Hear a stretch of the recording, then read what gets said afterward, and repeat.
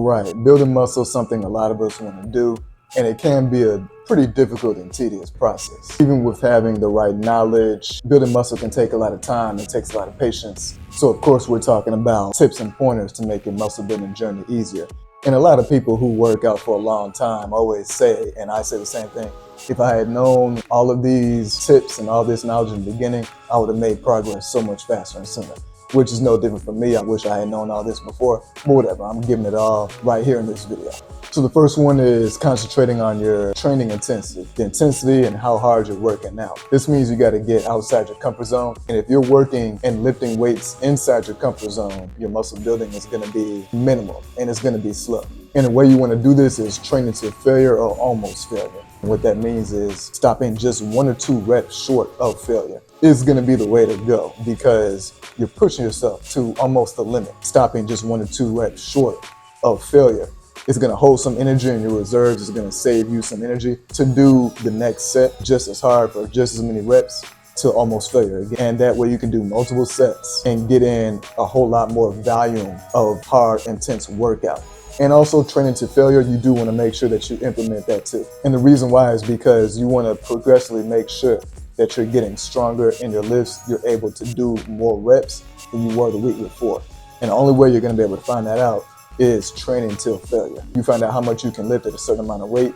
The next week you try to beat that. Once you test out your strength, give your body a little rest, give it a break from going till failure, and start training for volume again. Doing multiple sets, each one of them till stopping 1 or 2 reps short of going to failure. Pushing your body almost to the limit and doing it multiple times. Those are the kind of sets and reps that you want to focus on in order to build muscle. Once you start doing that, which is pushing yourself outside your comfort zone, you're going to notice a difference in how much your muscles burn and how fatigued you are after your workout and how much muscle development you will get when you recover.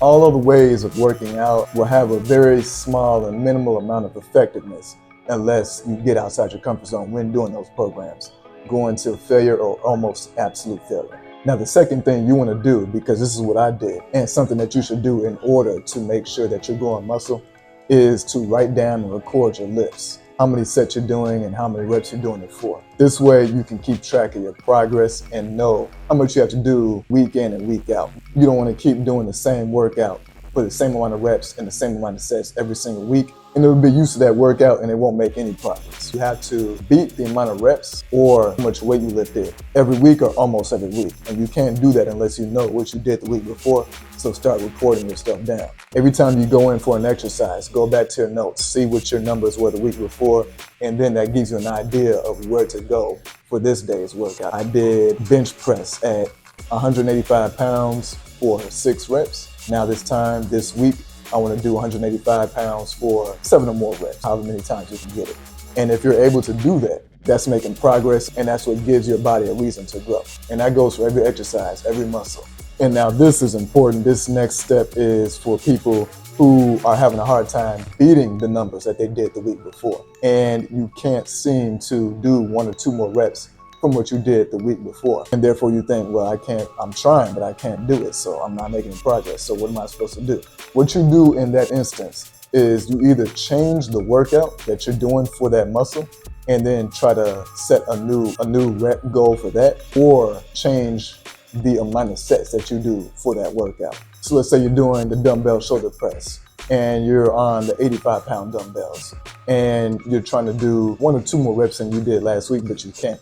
So then you want to change the workout that you're doing for your shoulders instead of just keep on trying the dumbbell shoulder press. Instead of going back to the dumbbell shoulder press that you have hit a wall on and that you've made no progress, go and switch it up to do incline dumbbell chest press, which is going to target your upper chest and your shoulders. Give your muscle a different look. Try another workout for the front delts, which is what the dumbbell shoulder press works, like the Arnold press, like the front lateral raise. Then go back, do the dumbbell shoulder press after recovering for the optimal amount of time, of course. And your gains will go up. This goes for any kind of workout. If you change the workouts that you're doing for that muscle instead of doing the same workout over and over again, and then go back to that same original workout, you will find that that original workout will have finally made progress and you're finally able to lift more weight of that original workout. Bench press, if you want to hit 315 and you can't hit it some weeks, but other weeks you can't, instead of trying it again and again, take that weight back down to 275, which is a real popular weight to go to when a person is struggling with 315 is 275. I don't know why, just 275 seems to work. And go back and try to just rep that out for low volume, heavy sets. Try to rep it out for 3 reps. The next week, try to rep 275 out for 4 reps. The next week, 5 reps. And then go back to try to do 315 on bench. You'll see consistently that you'll be able to get 315 easier and more frequently. The next thing, the third thing, the fourth thing is the recovery portion of your muscle building journey.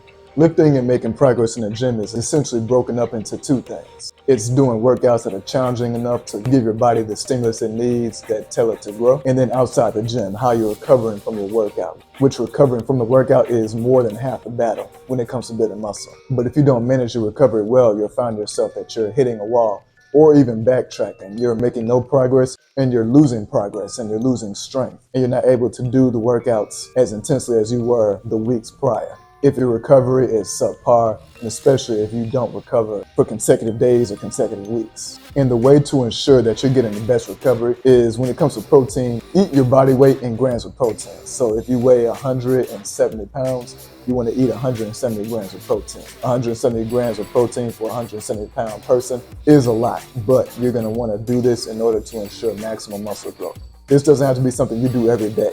7 days a week, you're eating 170 grams of protein because you weigh 170 pounds. But at least do it for about 3 to 4 days out of that week because sometimes your body will need to recover from all that eating. But try to do it close to almost every day. And again, try to get close to your body weight in grams of protein.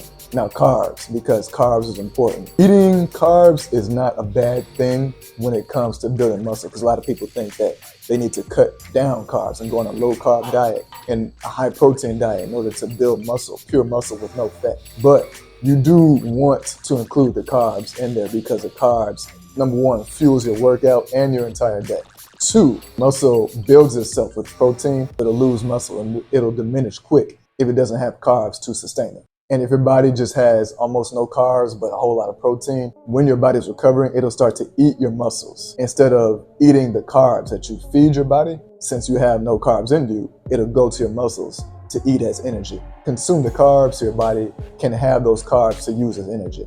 And the right amount of carbs that you want to eat for just gaining as much muscle as possible is a little over 1 gram of carb per pound of body weight that you have. So I weigh, for me example, I weigh 184 pounds. So what I typically do is 184 to 210 grams of carbs. And that's minimum right there. Sometimes I'll do a little bit more carbs than that. Sometimes I'll do 200 to 220 grams of carbs while being at a weight of 184 to 185. And if you want proof of those numbers and how they work, you can just go to bodybuilding.com. There's a carb calculator. Type in your weight, your gender, all the stats that you have, and type in your goals, and it'll tell you how many carbs you need in order to build muscle and achieve your goals. And you'll see that these numbers add up. And of course, another thing that you want to do is work on your sleeping. And us being the busy people that we are, especially when we have jobs and a family and all that, sleep is not something that comes by easily for a lot of us. So taking power naps throughout the day can be beneficial to your recovery. But if you can, try to get the full 7 to 8, even 9 hours of sleep at nighttime, of course, when it's time to go to bed, which is the optimal amount of sleep that you need for recovery. And in terms of the reps that you can do, there's a lot of different advices out there for the rep range. Sometimes it's between low repetition, high weight, so 6 to 8 reps. Sometimes it's 6 to 10 reps. A lot of times it'll be higher volume, higher weight, higher reps, so between 10 to 15 reps and 15 to 20 reps. The truth is that all those rep ranges can help you build muscle. But the key is what you want to do is alternate and cycle between each of those reps because, and what I've already alluded to in this video, is your body will plateau with some of those reps. So when you do a workout in a 6 to 10 rep range and you keep doing it day in and week out, certainly your muscle activation won't be as effective anymore. You won't get as much of a pump as you used to. Your progress will be stagnant, which this just happened with me. Heavy weight, low reps was working for me for a while, and then it just stopped. The pump was not there anymore, and I wasn't getting as good as workout. So then you want to alternate to a higher rep range, 10 to 15 reps. 15 to 20 reps is kind of pushing it, but some people it works for them, especially if they're already bigger people. But 10 to 15 reps is a good range for higher reps that'll allow you to achieve hypertrophy, allow you to achieve muscle breakdown, in order to get the best workout possible. And eventually over time, your body will adjust to that. And so then you do want to go back to a lower rep range with higher weight.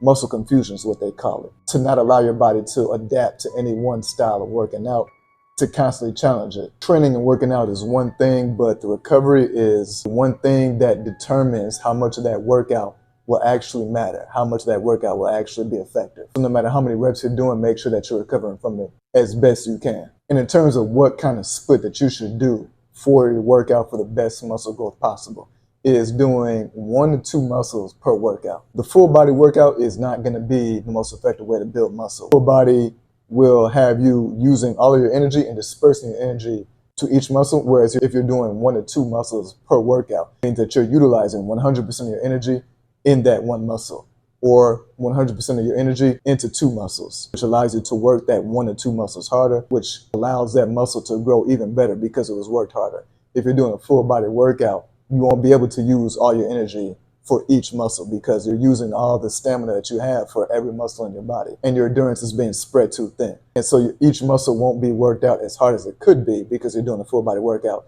and using your energy for all your muscles. That's why I say 1 to 2 muscles a day, sometimes just 1 muscle a day. So you can, again, put all your effort and all your strength into that one muscle. Is going to allow you to work the muscle the hardest, which is the best scenario for growth. And so there you have it. Those are some of the most ideal tips for building muscle and getting you progress in the gym as fast and efficiently as you can. If you like what you heard, leave a like and subscribe. And I will be dropping more videos soon, so be sure to stay tuned. Take care, and until next time.